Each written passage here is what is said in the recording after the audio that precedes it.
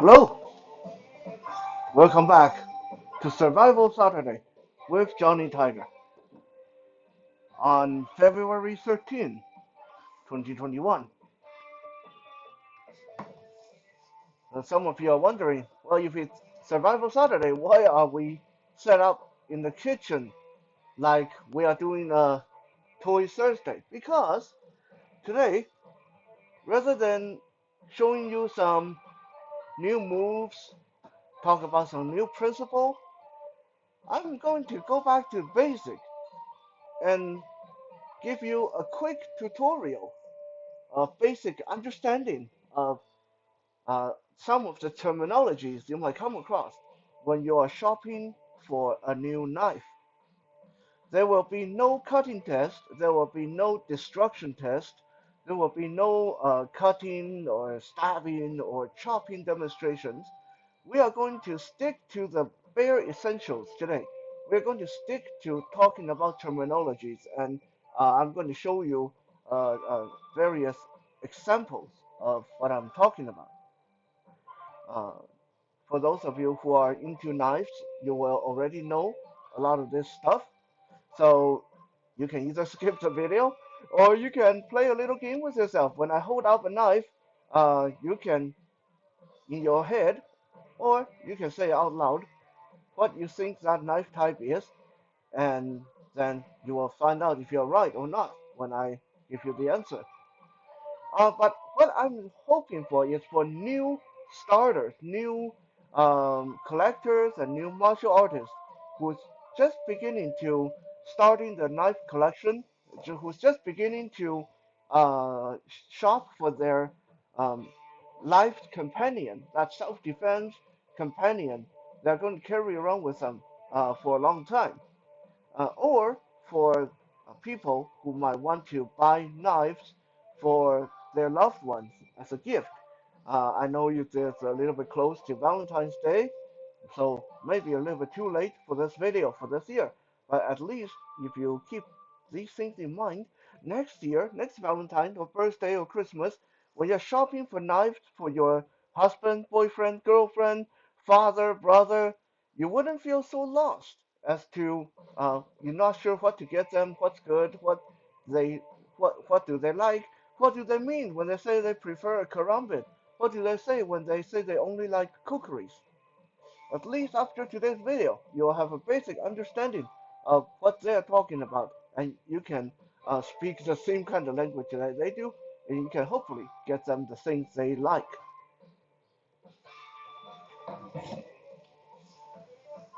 So, since we're starting with the basic, let's look at one of the biggest thing that every knife advertisement, every knife listing you want to look at on Amazon or eBay, you will see it either says fixed blade or it will say, well, it won't say fixed blade. Uh, okay, it will say fixed blade. It will say spring assisted. It will say automatic. It will say some stud assisted, yada yada yada. What do they mean? It can be really confusing. Okay, so first,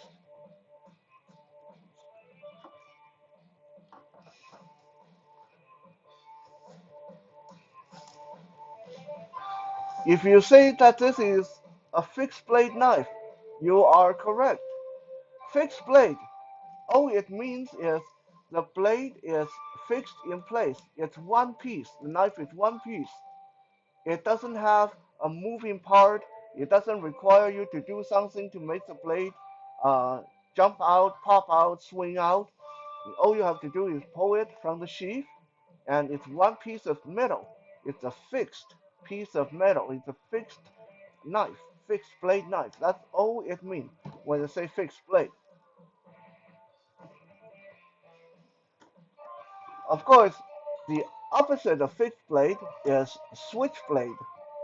Now, most knife will not advertise themselves as switchblade because in most places, switchblade have kind of an illegal reputation. By the way, I realize that today's video, I am probably looking all kind of silly, like just like a big uh, talking head in front of the camera with a hand in front holding up knives here and there. But uh, anyway, you are here to look at knives. You are not here to focus on my head or face. Okay, so this is a fixed blade. It's one piece of knife, all one solid chunk. Okay, this is the opposite. This is a switchblade, a pocket knife, uh, whatever they want to call it. It's not a fixed blade. It's anything that's not a fixed blade. The blade somehow swings into the handle or retract into the handle in some cases. Okay, this kind of knife will use their proper term, switchblade, even though most websites won't list them as switchblade because of the bit of a stigma against switchblade. But switchblade are good in that they're small when I fold it up like this. When this knife is folded in, I can actually hold it in my palm, and it's very small. It can hide in my sleeve, in my palm, fit in my pocket, as comparing to a fixed blade like this Smith& and Wesson boot knife. Uh, this is, well, I mean, I can still fit this in my coat pocket, but it's definitely more bulky and more noticeable as comparing to this CRKT Ken Onion folding knife. So that's a fixed blade versus a folding knife, folder, switchblade. But when you look at folding knife, they will also sometimes throw in the word flipper or spring assist or automatic. What does that mean? Well, let me show you guys a few examples. This is the most generic folding knife. If you guys can see, it has little like screw or bolt, like some stud on the side for your finger. And you use your finger to push this thumb stud forward, and this will unlock the knife. And this will fold the knife out, and then you fold the knife back in. Now, some people will uh, practice how to flick their wrist and get the knife to come out this way. Okay, it's unnecessary unless you're using this for combat. If you're just using this for work, just use the thumb stud and rotate this out the proper way. You know, don't try to do Hollywood fancy stuff. Cut yourself. This is a generic folder. This is a what is this? This is a Boker Magnum hunting knife. They will come back and visit this little guy in a little bit. But this is the generic folder with a thumb stud. When they talk about thumb stud on a knife, they mean it has this bolt on the side of the blade for your thumb, so you can use the thumb to push the blade out like this.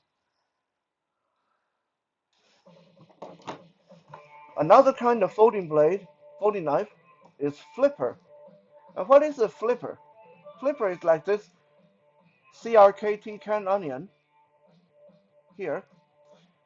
It has a lever on the spine of the knife that you can use your index finger to push down or pull toward you. And when you pull toward you, this lever, which is actually a part of the spine of the knife, will actually the belly of the knife. When you pull this toward you, the force you apply will flip the knife outward and lock it in place. Okay, so that's what it is when I say a flipper. It means it has this lever on the back for your index finger to pull it towards you or push down, depending on the lever, the design. But yeah, so these knives, you don't have to flick your wrist. You just use your index finger, pull it toward you, and that will extend or unfold the blade. Spring assist. Now, spring assist is an interesting thing because automatic knife is illegal in most places. Why is automatic knife illegal? Because the lawmakers think that the only reason you would need an automatic knife, the only reason you would need your knife to deploy that fast is that you're going to use it as a weapon. If you're just using it as a tool, then it shouldn't matter how fast or how slow it get deployed. Okay, so that's why spring-loaded, aka automatic knife, are illegal in most places. But there is one spring-loaded knife that it's legal in a lot of these places, and this is the guy here. This is the Schrade Viper automatic knife.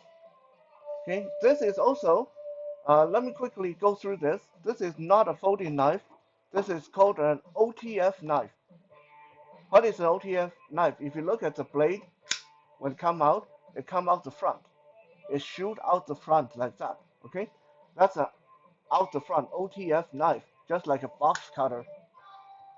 Okay, as comparing to a folding blade, like the canned onion here, which the blade fold out from the body of the handle. The OTF knife will shoot out the front like that. Okay. Now this is a spring-loaded, aka automatic knife.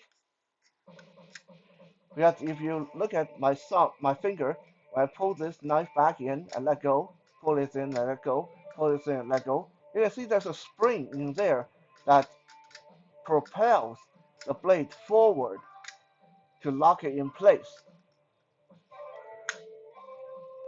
This knife also has a secure lock on the side here, like a safety. That you flick the safety up, and this won't deploy by accident. That is a spring-loaded automatic knife. Like I said, most automatic knives are illegal in almost anywhere. So people come up with this new technology. Well, it's not really new anymore, but it was new when it first came out, called spring-assisted. And that's this guy over here.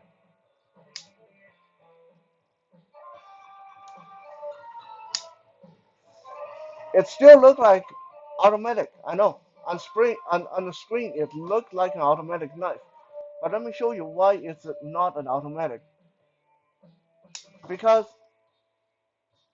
look, when I move the blade by hand, it doesn't have the spring to propel it the whole way.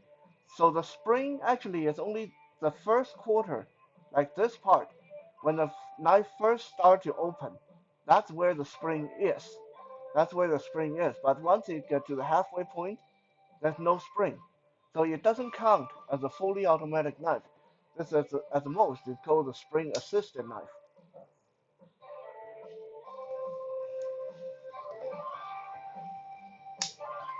And this is also, yeah, if you guessed it, this is also a flipper. This is a spring assisted flipper knife because it has this lever on the back here.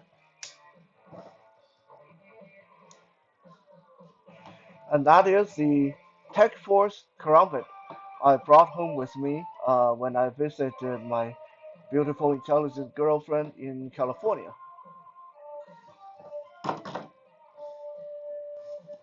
So that kind of round up the different mechanisms on knife, where it's a fixed blade, flipper, automatic, and spring assisted.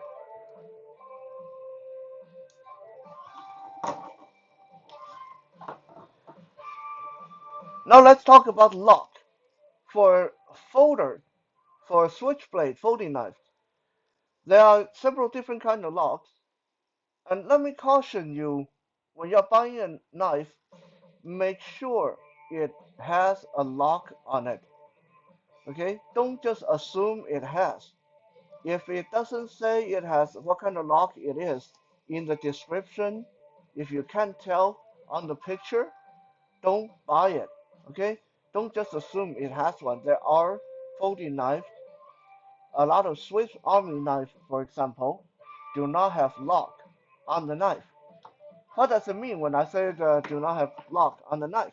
So when I open this knife up, let's take the canned onion flipper here.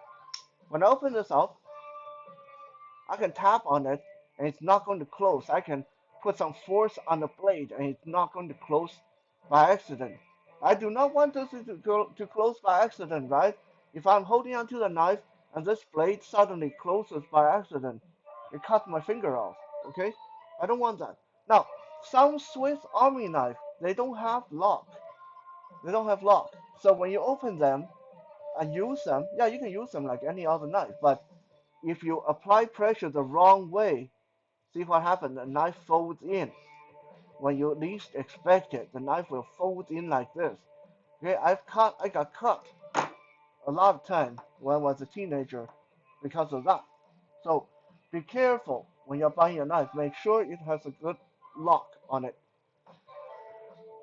The two most common lock type on the knife is the frame lock and the spine lock. I'm going to show you the two differences. Now there are other types, but for the most part, you're going to come across either frame lock or spine lock. Frame lock is like this, can onion flipper. We've been using this for example this whole time. What does it, what makes it a frame lock? Yeah, I don't know if you can actually see it on the camera, but here between the two pieces of metal that make up the handle, there's a thin piece of metal that goes across. And the only way to unlock the knife is to use the thumb to push this piece of metal to the side and then fold the knife in. Okay, so this locking mechanism is right behind the blade on the underbelly of the knife. So you push this to the side with your thumb and you use the other hand to fold the knife in.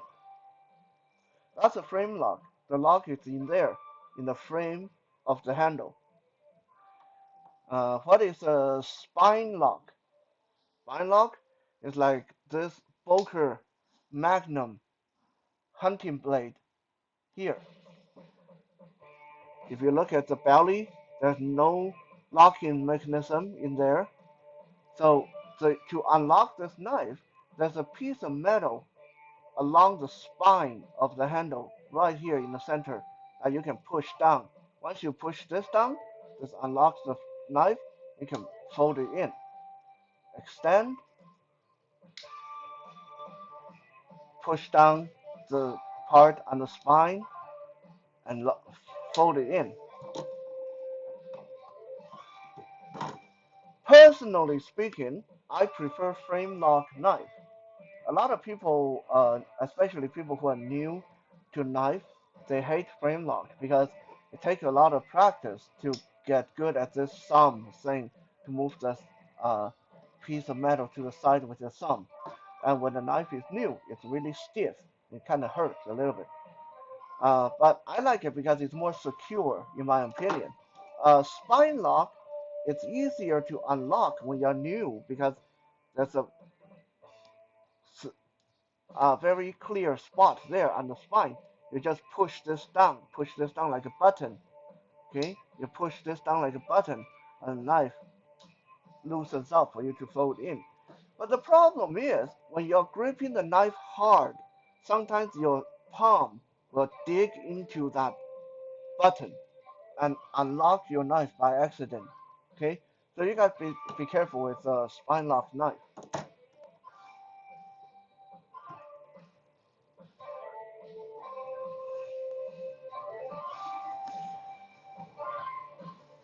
I almost don't have to say this, but let's look at what is a straight plain edge versus a serrated edge, and what is a combo edge.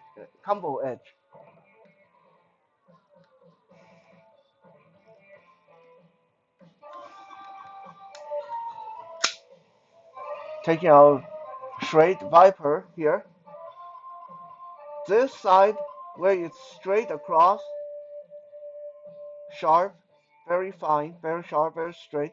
That's a plain edge. Okay. When I turn this around, the other side is a combo edge because only the top half of this is plain and the bottom half has this very aggressive serration. Okay, that's what they mean when they say serrated, like a steak knife.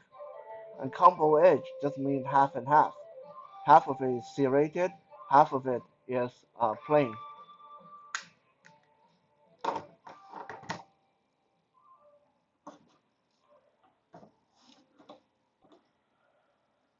Now, let's move on and look at blade types before we end today's video, because I think this is going to be the most challenging for people when you're shopping for knives. There's so many different blade types out there, and some people do prefer this or that. Like myself, I personally prefer karambit.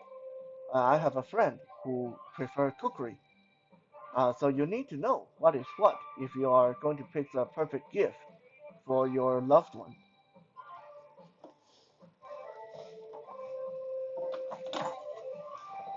What is this? Well, if you said, well, that's a cleaver, then you are correct. This is a cleaver. And there are pocket cleavers out there you can buy for people, by the way. What what makes it a cleaver? What's a characteristic? Well, it's a rectangular piece of metal that's sharp on one along one edge. Otherwise, it's pretty thick, pretty solid, and there's hardly any point in the front. Like I can take my palm and smack the front of the knife like this, and it doesn't hurt me because it hardly have a point in the front. Okay, a cleaver is made for one thing only: to chop, chop, chop, chop vegetable, chop fruit, okay, chop things. That's a cleaver. So why is it important to know? Because some people may feel they buy a nice knife for their partner, and then they buy this beautiful pocket cleaver for their partner, and then they wonder why their partner is not appreciative, why their partner is not really using it. Well, because a cleaver is pretty much only useful in the kitchen or when you go camping. If your partner need a knife for everyday use, he or she is not going to get a lot of use out of a pocket cleaver. That this thing is only good for chopping. Well, it's not good for hardly anything else.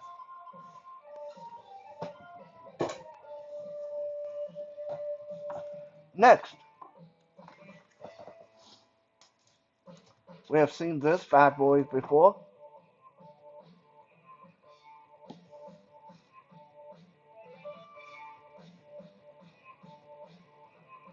If you say this is a tanto, then you are correct.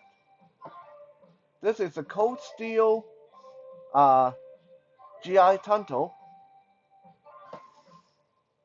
and what characterizes a tanto is near the point. It looks like the front end of a shark. See how the point is like the nose of a shark, and then it tapers down towards the edge, and then there's a secondary edge. So the tip is very angular, very chisel-like. Right?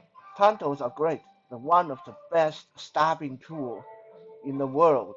Okay, can crunch through anything. Well, not anything, but like with this tanto here, it can punch through glass, steel, iron. You can stab through uh, a car door, the hood of a car, stuff like that. Not that I promote destroying other people's vehicles, but if you need to escape from a car, if you're trapped underwater, this becomes very useful. Right? That's a tanto.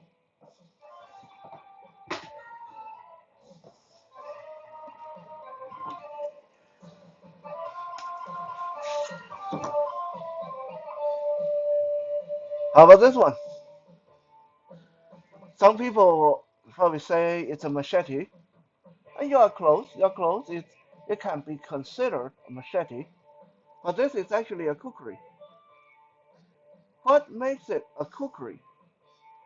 Very distinct blade shape, very skinny towards the handle, and then just as it gets to the front half of the blade, it gets really fat.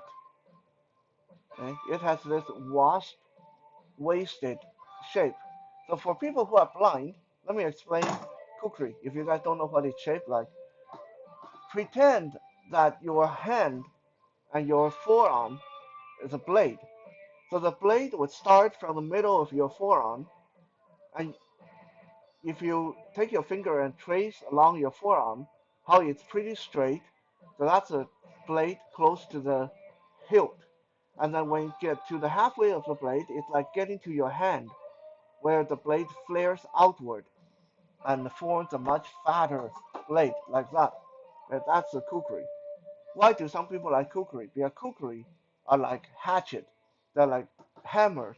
You can hack, you can stab. They are great for chopping through a lot of stuff. Dense foliage, underbrush, small branches, uh, pesky criminals. No, just kidding. Don't do that. But anyway, yeah, that's why a lot of people like kukri. They are very powerful chopping tool.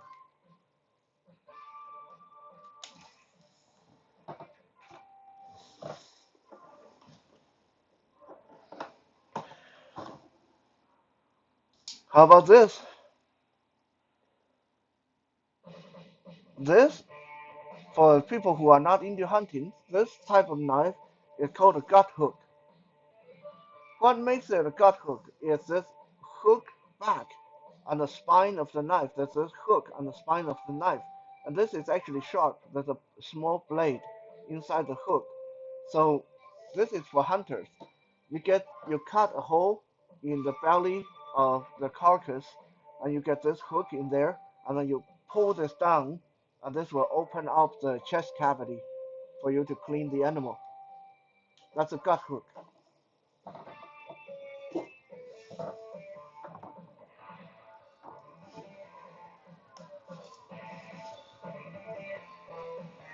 If you say this is a dagger or a boot knife, then you're correct. This is a Smith& and Wesson boot knife or Smith& and Wesson boot dagger. Either way is correct. What makes it a dagger is double-edged. Now, I want to caution you guys, double-edged knife is pretty much illegal to carry in a lot of places, so please research your law. Okay, that's what makes it a dagger, it's double-edged knife. What makes it a boot knife is when I slip this into the sheath, this sheath the profile of the knife is flat enough. I can actually tuck this in my boot and it will not be too uncomfortable to carry in there. That's what makes a boot knife. It can be tucked into a boot. Now, uh, some people say, well, can't you do that with any knife? No. If you look at this, the tanto we just showed, the cold steel tanto, see how bulky the sheath is. You're not going to touch this in your boot. You're going to walk funny the entire day.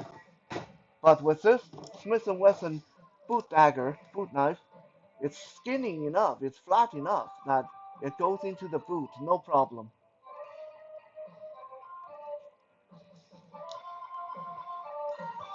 Keep in mind that concealed weapon is a serious charge, so yeah, might want to think about that before walking around with a dagger in your boot.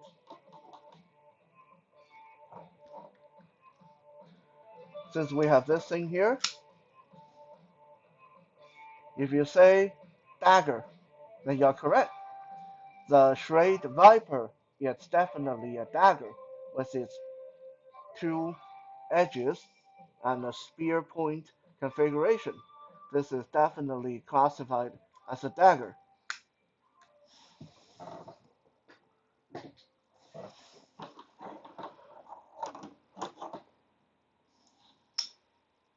How about this? Our favorite example, this canned onion flipper. What kind of blade is this? Well, if you said a drop point, then you are correct. What makes it a drop point? It's at the point of the knife. The If you follow the spine of the knife, before it gets to the point, it slides down, like going down into the river.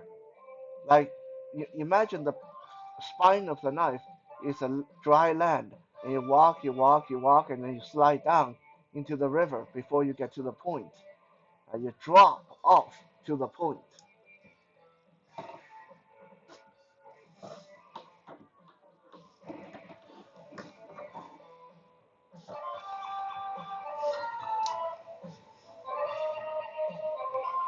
If you've been watching my video, you would have guessed that this is a karambit. But let me show you guys this one. What is this? If you say this is also a karambit, then you're mistaken. This is a hawkbill. Now, what makes the difference between a hawkbill and a karambit? They both have the same forward curving blade shape, but the karambit have a ring on the end of the handle for your finger, and you can grip it upside down like this in commando grip, putting your finger through the ring, letting the knife dangle on your finger like this. Okay, that's a karambit. A karambit without the ring is just a hawkbill knife. Yeah. Now, a knife that has the ring but doesn't have the curved blade is called a dart knife. So to make a karambit, you have to have the curved blade and finger ring. You have to have both to be a karambit. Karambit and hawkbill knives are great for tasks where you need to slice and do some fine cutting with the point of the knife, because the point of the knife is curved forward. So if you want to use that to dig something out, to hook something, um, to hold onto something, you can do that. You can use it like a claw. Okay, that's the advantage of this kind of knife. Of course, myself, I prefer karambit knife because they are some of the best fighting knives out there. With the karambit knife, with my finger in the finger ring, I have a lot of mobility. I can let go, and the knife will still be here. I can grab someone's shirt, and without losing retention on my knife, I can swing the knife out like this on my finger and give myself that extra bit of reach. Okay, I have a lot more mobility. That's why I like the karambit.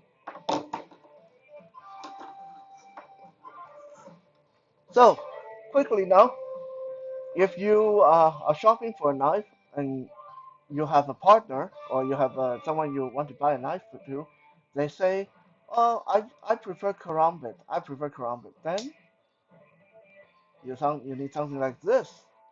If you have a partner that said, "Oh, well, I want a nice dagger. I want a nice dagger," then something like this, double-edged,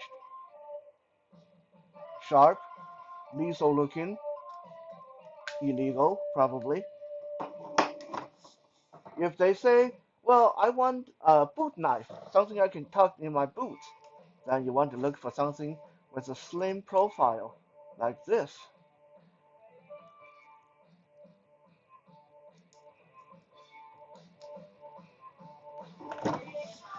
If your partner said they want a nice everyday utility knife that is not for fighting but good for all kind of tasks, then probably a drop point knife, uh, nice little folder with a flipper action like the canned onion thing here.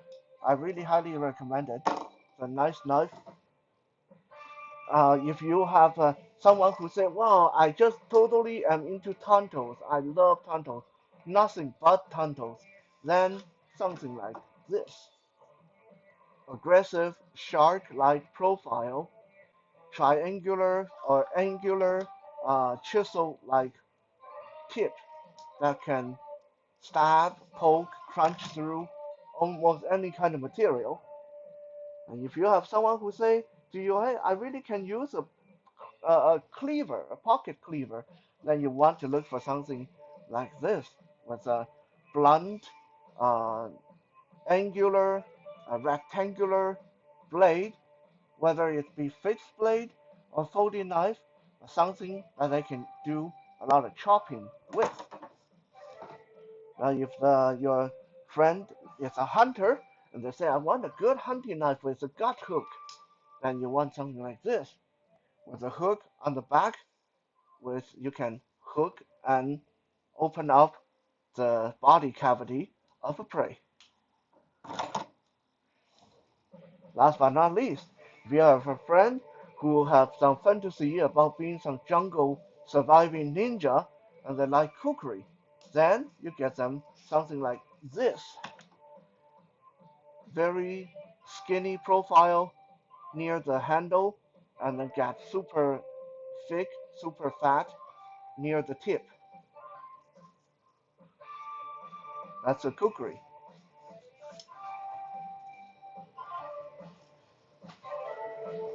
Honestly, we're barely scratching the tip of the iceberg. There are thousands of different types of knives and configurations and metals and steels and locks and stuff like that out there, and there are new ones being invented every year. So I hope at the very least this video gives you a good starting point, and whether it's for your own collection or to get things for someone else, I hope that this will help making your job a little bit easier. Thank you for checking out today's Survival Saturday. We'll be back again tomorrow for Soul Search Sunday. For now, have a good rest of the day and happy Valentine.